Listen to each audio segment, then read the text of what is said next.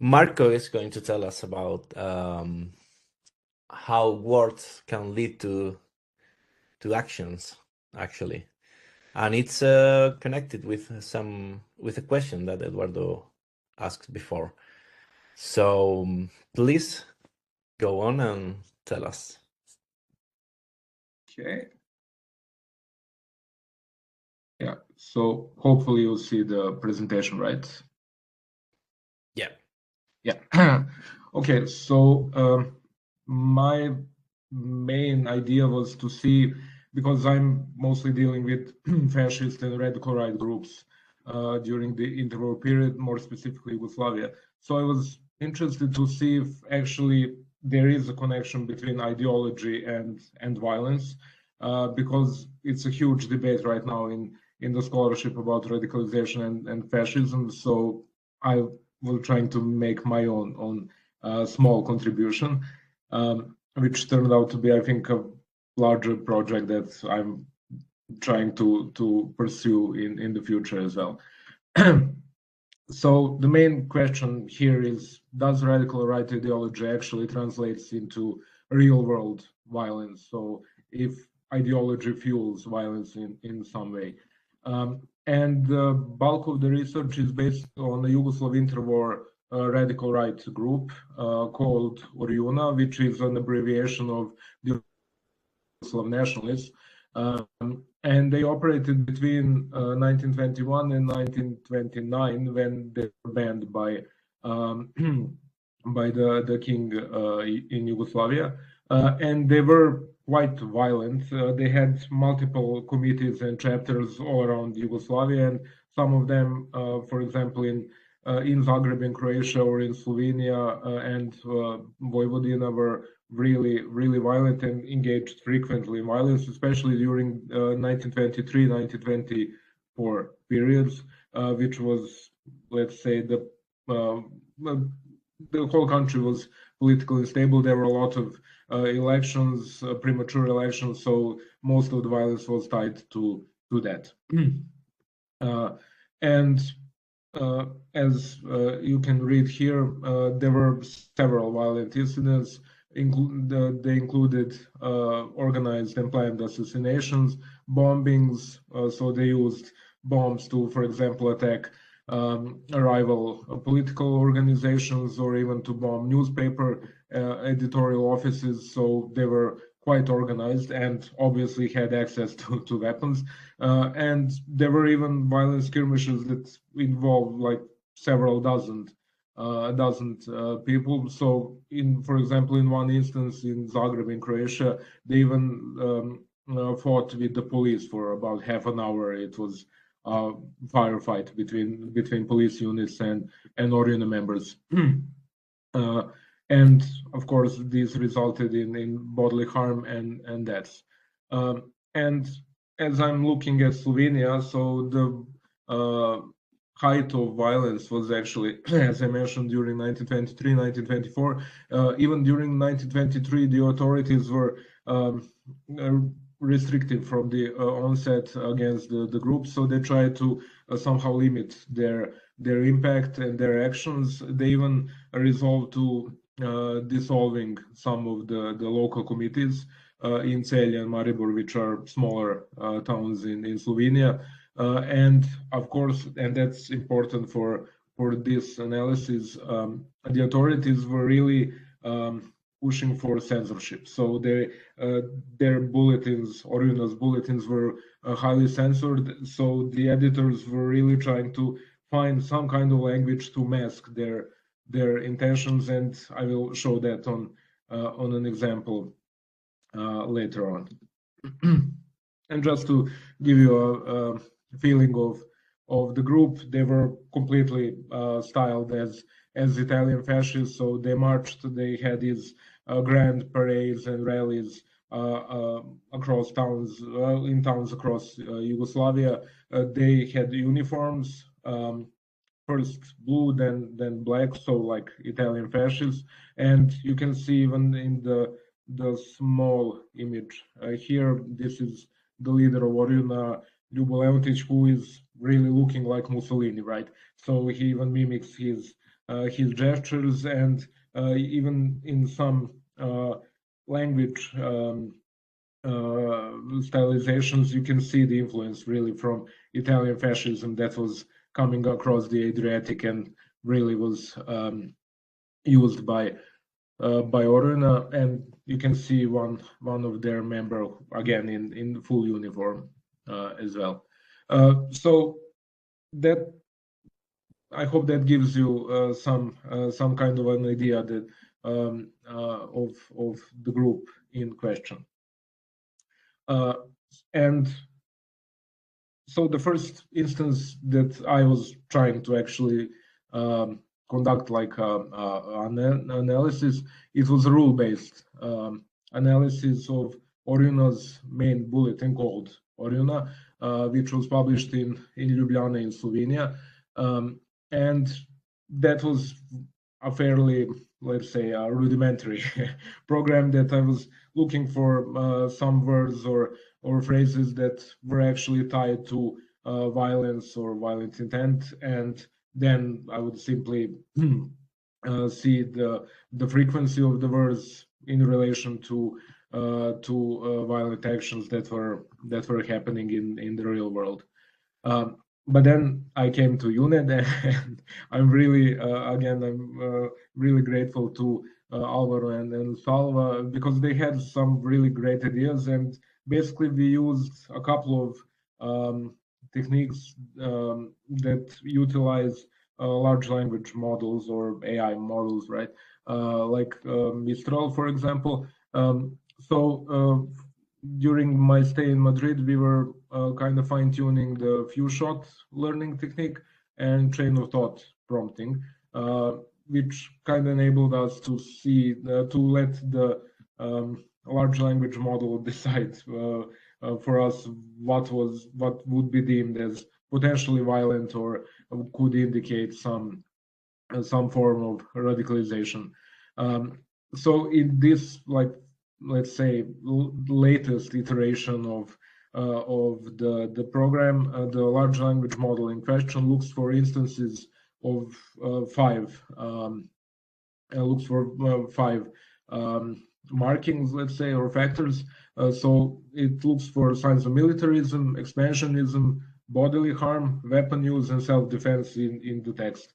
And again, this kind of seems rudimentary, but really with the train of thought prompting, especially the model produces some great results. And the great thing about it is that it doesn't need to be trained. So because we're not dealing with like big data and there's no big corpora here, these newspapers were weekly or bi-weekly at best, so there isn't like a great deal of text. And again, since they are newspapers, you can imagine that a lot of texts are inherently not violent. They were maybe just reporting on some daily things or on daily politics, or there were even ads in the newspapers that are also part of the encoded text. So it's really hard to differentiate in that terms what's useful in for the analysis and what's not. And that's also kind of an issue, but also I think a great advantage that we can actually chronologically see if and how instances of, I don't know, radical rhetorics or violent rhetorics change over time by analyzing different bulletins and or maybe tracking even some instances of, I don't know, violent language and its change over weeks and months. And yeah, again, you can see, for example, one front page of the bulletin Oruna. This is related to the incident that occurred between the Oruna members and communists. And during that incident, 3 Oruna members were killed, and these are their obituaries. And I think 5 or 6 communists were killed and later executed. So it was really a skirmish that involved even bombs and hand grenades and pistols, rifles. So it was really bloody, and it kind of shocked the whole country back then. But also this poses an interesting example of, for example, in this particular issue, you can imagine that the levels of violent rhetorics will spike, because they are reporting about that incident, and there are actually a couple of articles that are analyzing the incident. So I don't know, relate some words that relate to weapon use or bodily harm are going to be high naturally for that date. And you can see here it's a breakdown basically of the findings. So you can see in blue that there are instances of violent rhetorics in the bulletin according to the prompts, and you can see violent actions that are in red.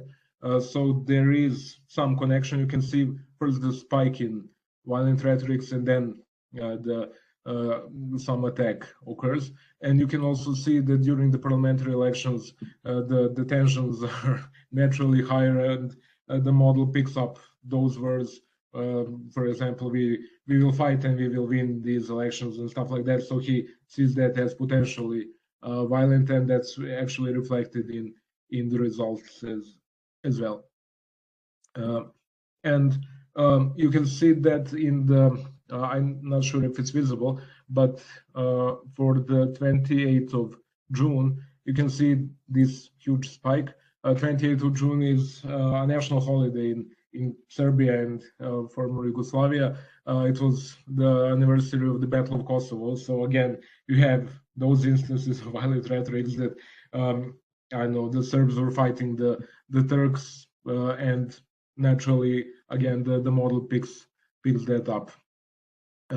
Again, it's interesting that, for example, the dissolution of local committees doesn't do much in terms of, subduing violent rhetorics. Maybe there was an initial shock, as you can see, but then again, they are really pissed about it, and they just go on and do business as usual in that regard. So it's interesting. This is very crude. Again, the model is not refined, but it's interesting to see how it changes over time. And so the model really works good. So I was surprised by some instances that it picked up as positive. For example, I remember there was this one sentence that they were saying, we will cross the Karavanka mountains and we will show you guys how it's done. And the model actually picked that up as that they will cross the border between Yugoslavia and Italy and engage in like some potential violence, which was impressive, at least for me. But then again, the editors and the writers of articles were really careful not to provoke the government, and also they were trying to avoid being censored. So they really tried to use a form of language that is hard to read, and maybe something that's kind of it's clear to us. It's not that clear to the computer. So here is just one instance that I copy pasted. I just translated the first sentence. So we declared to the Croatian Sokol, which was kind of rival nationalist and right-wing organization, that if they cross the border again, we will give them a lesson in manners so that they never return.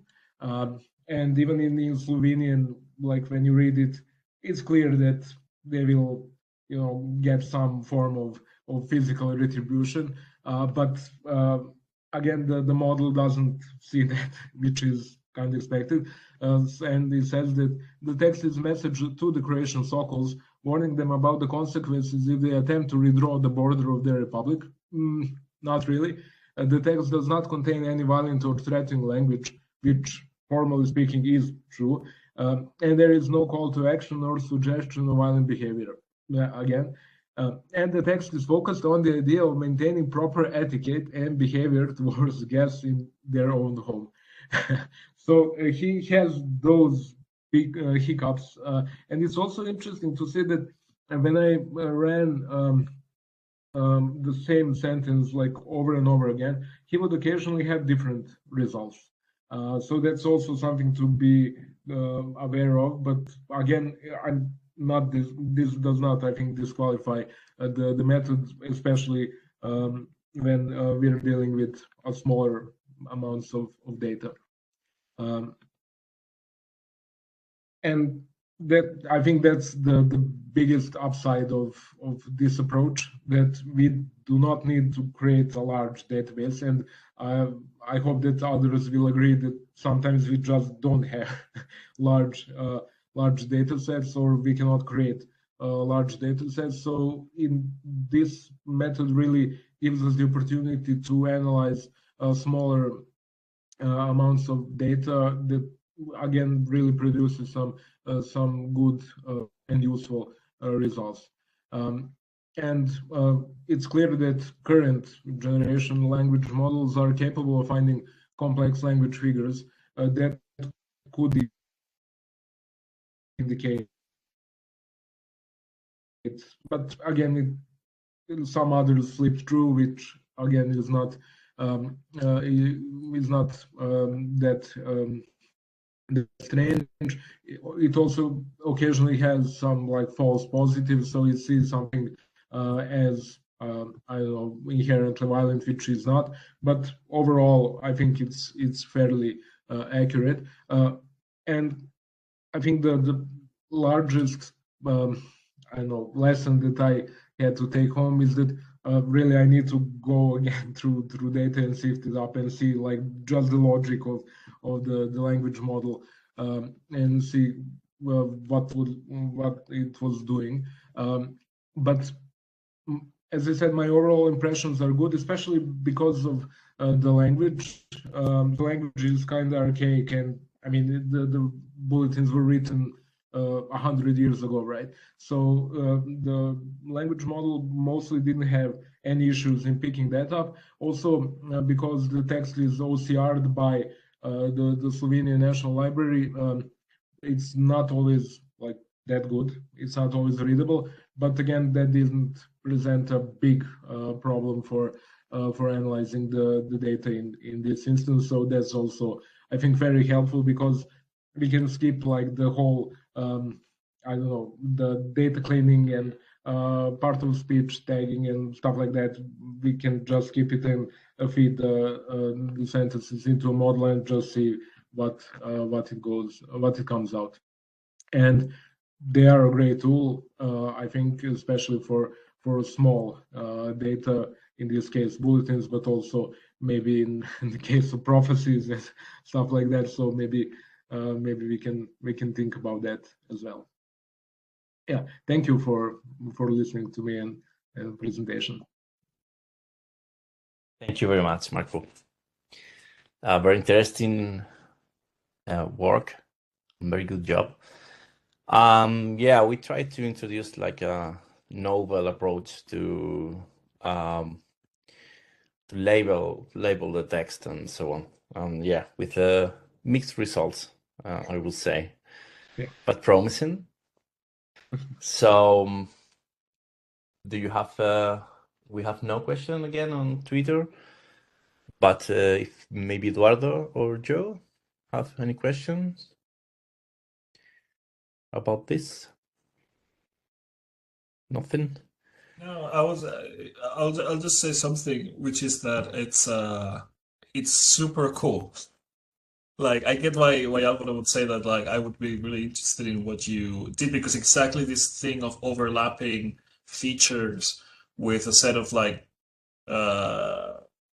dates and events like this is exactly what I wish to do. Are you hoping to expand this into, like, because it seems to me like this is a very it's something very dependent on finding a collection of documents to work with that will be pinpointed to exactly what you want to do.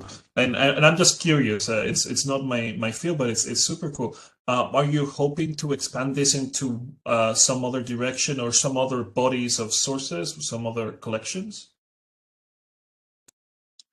Well, I was also thinking of a more contemporary approach because I'm also like currently I'm involved in a project that's mapping radical right violence like in 2000s.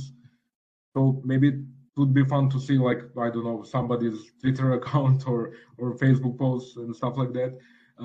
Because again, for historical resources, especially for languages such as Slovenian, not to mention like Serbian or Croatian, that are really not that I'm supported by language libraries and stuff like that. So it's kind of harder. But yeah, I can see this as a possible line of approach. But regarding historical documents, I'm not really sure because if you see something else other than like newspapers, they usually follow a form that's quite standardized. And I think that the amount of data that can be extracted, like from some other documents, is really small, you know. So maybe like as a historian, as a human, it would be more beneficial to just sift through the documents than like spend hours coding some stuff and like let the computer do it in a not good way, you know. So I don't know. Yeah, hope that answers the question. Okay, I have another question for you. Is that how would you compare using rules or